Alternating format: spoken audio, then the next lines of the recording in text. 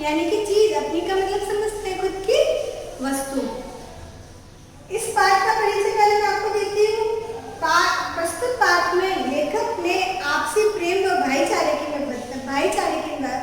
के बारे में बताया, यानी कि आपस का प्रेम और भाईचारे के बारे में। एक महात्मा किस प्रकार दो भाई के झगड़ों को शांति एवं संयम से दूर करके उन्हें प्रेम के साथ में रहने का सबक सिखाते हैं, उन्हें अपनेपन, प्रेम, अच्छे कर्म करने का महत्व भी समझाया है। आप भी समाज में रहते हैं, आपने भी देखा होगा भाइयों के बीच में झगड़ा होता ही है, हर एक वस्तु के लिए झगड़ा होता है। इसमें भी दो भाइयों के बीच में झगड़ा बताया गया है, लेकिन एक महात्मा जी है, उन्होंने अपनेपन, प्रेम और अच्छे कर्म से उनको करने का महत्व बताया है। मैं आपको चैप्टर रीड करवाऊंगी, साथ में शब्दार्थ है, उनके अर्थ भी बताऊंगी और आपको ये चैप्टर घर पे वापस से रीड करना है। मैं आपको पढ़ के सुनाती हूँ। एक महात्मा जी कहीं जा रहे थे। मार्ग में उन्होंने एक स्थान पर दो व्यक्तियों को ऊंची आवाज में बोलते हुए सुना। आपने सुना था अभी, एक महात्मा जी थे, यानी महात्मा का मतलब होता है महान आत्मा। महात्मा का नाम सुना ही होगा कभी, महात्मा यानी कि महान आत्मा। दोनों ही हाथों में लठ लिए एक दूसरे के प्राण लेने को उद्यत दिखाई दे रहे थे। यानी कि एक महात्मा जी पे जा रहे थे, उन्होंने रास्ते में देखा दो भाई झगड़ रहे थे, दोनों ही एक हाथों में लकड़ी लिए हुए थे मोटी, और दोनों ही एक दूसरे के प्राण लेने के लिए उद्यत का अर्थ होता है तैयार थे एकदम, कि वो उसकी जान ले लेगा या फिर वो उसकी जान ले लेगा। एक कहता था कि यह भूमि मेरी है और मैं इसका स्वामी हूँ, जबकि दूसरा उस भूमि को अपनी बता रहा है। एक कहता है ये भूमि यानी जो जमीन जो होती है वो बोल रहा था ये जमीन मेरी है, दूसरा बोलता था ये जमीन मेरी है। दोनों ही आपस में झगड़ रहे थे।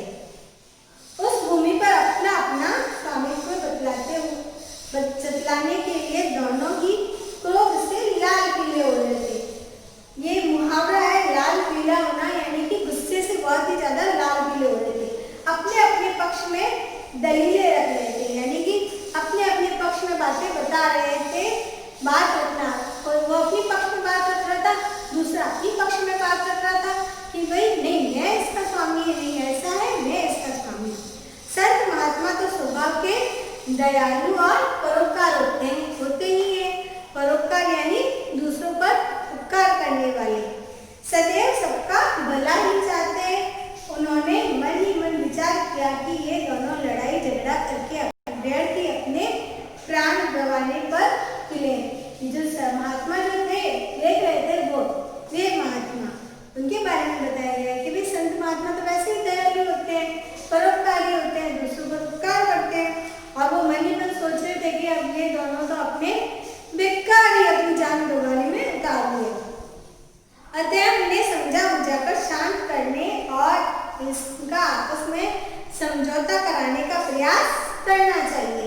यानी कि वो ये सोच रहे कि अब तो इनका समझा बुझा के इनका समझौता कराने की तो कोशिश करनी पड़ेगी। यह सोचकर वे उनके निकट गए, उनके पास गए, उन्हें संबोधित करते हुए बोले, हे भद्र पुरुषों। किसी को संबोधित किसी के नाम से या किसी को कह के बुलाते तो उनको संबोधित करते हैं, तो इन्होंने उनको क्या संबोधित किया, हे भद्र पुरुषों, तुम लोग कौन हो और आपस में झगड़ा क्यों कर रहे हो? महात्मा जी को देखकर उनमें से एक व्यक्ति बोला, महात्मा हम दोनों भाई हैं। महात्मा जी ने उनको संबोधित किया, वे तुम दोनों कौन हो? हे भद्र पुरुषों तुम दोनों कौन हो? तो उन्होंने कहा, उनमें से एक ने कहा, हे महात्मा हम दोनों भाई है। हमारे पिता ने मरते समय अपनी संपत्ति का बंटवारा किया था, उसके अनुसार इस भूमि का मालिक मैं हूँ। फिर भी यह व्यर्थ ही झगड़ा कर रहा है, व्यर्थ यानी बेकार। दूसरा व्यक्ति तत्काल चिल्ला उठा। उसी समय दूसरा वाला पहले ने बोला, इसका स्वामी जो है मैं हूँ, हमारे पिताजी ने बंटवारा किया था, उसके अनुसार इसका मालिक जो है मैं हूँ। लेकिन उसी समय दूसरा बोला,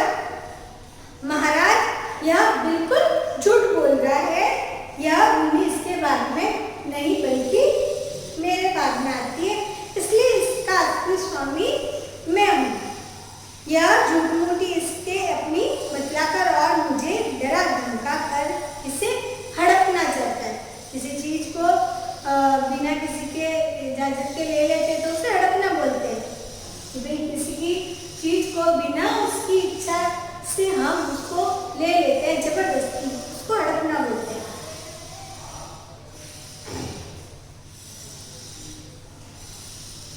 महात्मा जी ने शांत स्वभाव से फरमाया, तुम दोनों ही इस भूमि को अपना कहते हो और अपने अपने पक्ष में दलीलें देते हो, यानी अपने अपने पक्ष में बातें रख रहे हो, ऐसे तो इसका निर्णय कभी नहीं होगा। इसलिए अच्छा यही रहता कि इस भूमि के लिए तुम दोनों मरने मारने पर उतारू हो, उससे ही यह बात पूछ लो कि उसका असली मालिक तुम दोनों में से कौन है। उसी से पूछ लेते हैं कि भाई तुम दोनों में से इसका मालिक कौन है, जिसके लिए तुम झगड़ रहे हो। वह स्वयं ही इस बात का निर्णय कर लेगी, वो खुद ही इस बात का निर्णय कर लेगी। कुछ पल तक दोनों महात्मा जी के मुख की ओर ताकते रहे, कुछ क्षण तो दोनों ही महात्मा जी के सामने देखते रहे, किंतु यह कैसे संभव है, भूमि भी कभी कुछ बोलती है? महात्मा जी ने उत्तर दिया, हाँ अवश्य बोलती है, परंतु उसकी आवाज तुम लोग नहीं सुन सकते, हम सुन सकते। महात्मा जी ने कहा, इसकी आवाज तुम नहीं सुन सकती, मैं सुन सकता हूँ, किंतु यह बताओ कि भूमि जो भी निर्णय देगी वो तुमको स्वीकार है? दोनों भाई इस बात पर राजी हो गए, हाँ मान गए।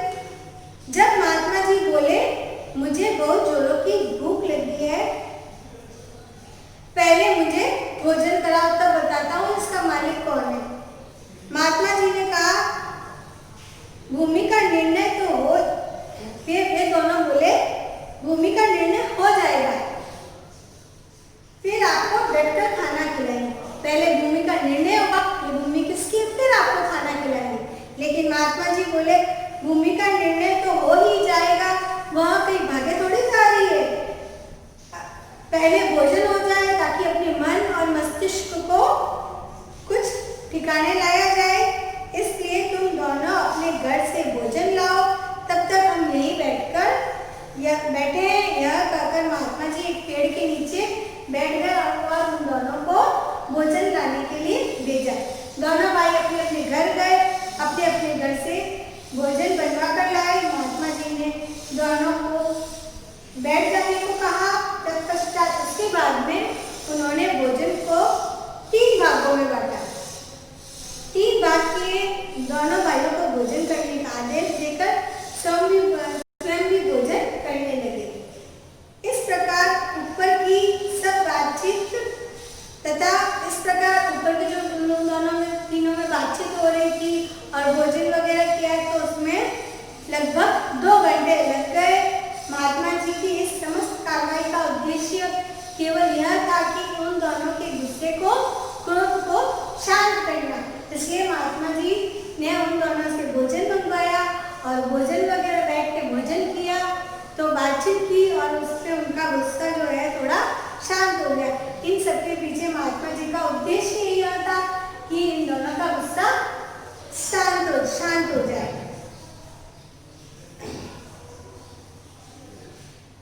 ताकि उन्हें समझा बुझाया जा सके। वे दोनों भोजन से निवृत्त हुए तो काफी शांत थे। उन्होंने महात्मा जी के चरणों में विनती की, महाराज यह भूमि तो कुछ बोलेगी नहीं, आप ही इसका निर्णय कर लीजिए। महात्मा जी ने कहा, हम इस भूमि से पूछकर इसका निर्णय करते हैं। यह कहकर उन्होंने अपना कान भूमि से लगाया, मानो ये कुछ सुनने का प्रयत्न कर रहे हैं। यानी कि महात्मा जी ने भूमि पे कान लगाया कि मैं उनसे पूछता हूँ ये तुम किसकी हो। उन्होंने उस पर कान लगाया और सुनने लगे। कुछ देर तक वो भूमि के साथ कान लगाए रहे, फिर सीधे बैठ गए और गंभीर वाणी में बोले, एकदम चिंतित होकर बोले, यह भूमि तो कुछ और ही कह रही है। आप बोल रहे हो मेरी है, आप बोल रहे हो मेरी है, लेकिन ये भूमि तो कुछ और ही बोल रही है। दोनों भाई बोले, महाराज भूमि क्या कह रही है? दोनों ने पूछा। महात्मा जी ने कहा, यह भूमि कहती है ये दोनों जो है व्यर्थ यानी बेकार ही झगड़ रहे हैं, अधिकार जमाने के लिए झगड़ा कर रहे हैं, क्योंकि मैं इन दोनों में से किसी की नहीं, ना इसकी हूँ ना इसकी हूँ। हाँ, ये दोनों अवश्य मेरे, मैं इनकी नहीं हूँ, बट ये दोनों मेरे हैं। मैंने इनकी कई पीढ़ियों को पाला है और जाते हुए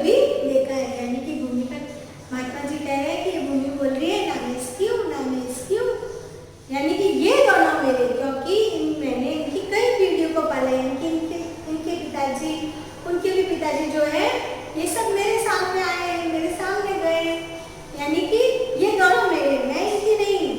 महात्मा जी की बातें सुनकर दोनों भाई बड़े लज्जित हुए, यानी कि मतलब उनको अपने आप में शर्म आने लगी और महात्मा जी के चरणों में गिर पड़े। महात्मा जी ने लोहा गर्म देखकर चोट किया, उन्हें समझा। यहाँ पे आया लोहा गर्म देखकर, यानी कि जब लोहा गर्म होता है तब उनको किसी भी शेप में बनाया जा सकता है।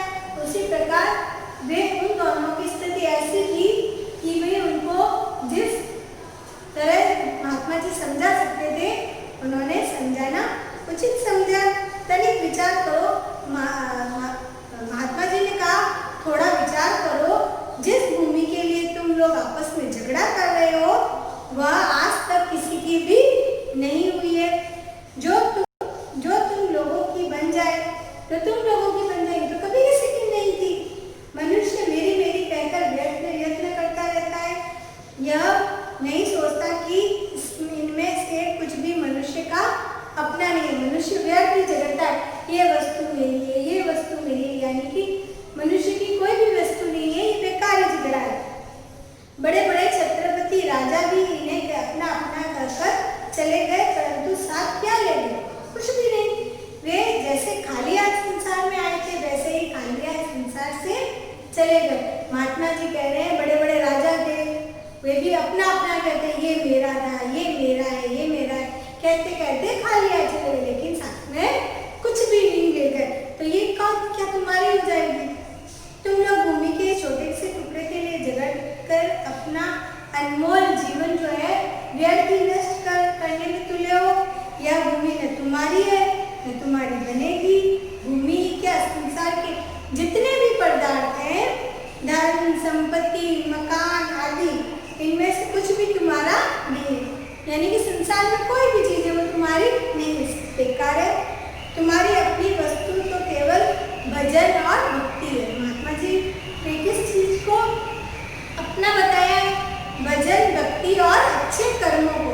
यही आपकी चीजें हैं जो लोक परलोक के संगी साथी है, यानी इस लोक में क्या दूसरे लोक में भी आपके साथी है।